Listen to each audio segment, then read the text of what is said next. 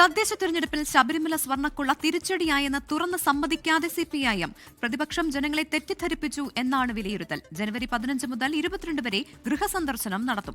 കേന്ദ്ര സർക്കാരിനെതിരെ മുഖ്യമന്ത്രിയുടെ നേതൃത്വത്തിൽ സത്യഗ്രഹം സംഘടിപ്പിക്കും. എ പത്മകുമാറിനെതിരെ കുറ്റപത്രം വന്നതിന് ശേഷം മാത്രം നടപടിയെന്ന് സംസ്ഥാന സെക്രട്ടറി എം വി ഗോവിന്ദൻ ആവർത്തിച്ചു. തദ്ദേശ തെരഞ്ഞെടുപ്പ് തോൽവി വിലയിരുത്താൻ ചേർന്ന നേതൃയോഗങ്ങൾക്ക് ശേഷമാണ് പാർട്ടി വിലയിരുത്തൽ സിപിഐഎം സംസ്ഥാന സെക്രട്ടറി മാധ്യമങ്ങളോട് വിശദീകരിച്ചത്.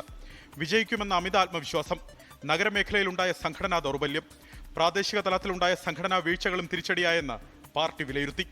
ശബരിമല സ്വർണ്ണക്കൊള്ള തിരിച്ചടിയായെന്ന് തുറന്നു സമ്മതിച്ചില്ലെങ്കിലും ഈ വിഷയത്തിലെ പ്രതിപക്ഷ പ്രചാരണം ജനങ്ങളെ തെറ്റിദ്ധരിപ്പിച്ചു.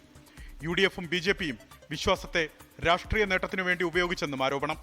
ശബരിമല പോലുള്ള പ്രശ്നങ്ങളിൽ UDFും BJPയും ശക്തിയായ കള്ളപ്രചാരവേല നടത്തിയിരുന്നു. ഇതുപയോഗിച്ച് വോട്ട് നേടാനുള്ള പരിശ്രമം അവർ നടത്തുകയുണ്ടായി. എന്നാൽ ആ പരിശ്രമം വിജയിച്ചു എന്ന് പറയാൻ സാധിക്കുന്നതല്ല. ശബരിമല സ്വർണ്ണക്കൊള്ള കേസിൽ എ പത്മകുമാറിന്റെയും N വാസുവിന്റെയും പങ്കിനെപ്പറ്റി വ്യക്തതയില്ലാതെ സംഘടനാ നടപടി എടുക്കില്ലെന്നും എം വി ഗോവിന്ദൻ.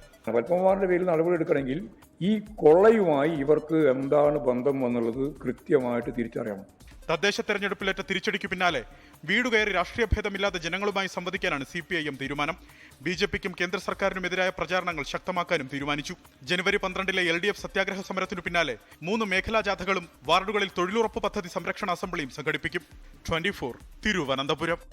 ലോകത്തെവിടെയായാലും ഏത് സമയത്തും 24 വാർത്തകളും ഓഗ്മെന്റഡ് റിയാലിറ്റി പാക്കേജുകളും എക്സ്പ്ലെയിനറുകളും വിശദമായി കാണാൻ ഞങ്ങളുടെ YouTube ചാനൽ നിങ്ങൾക്ക് സബ്സ്ക്രൈബ് ചെയ്യാം.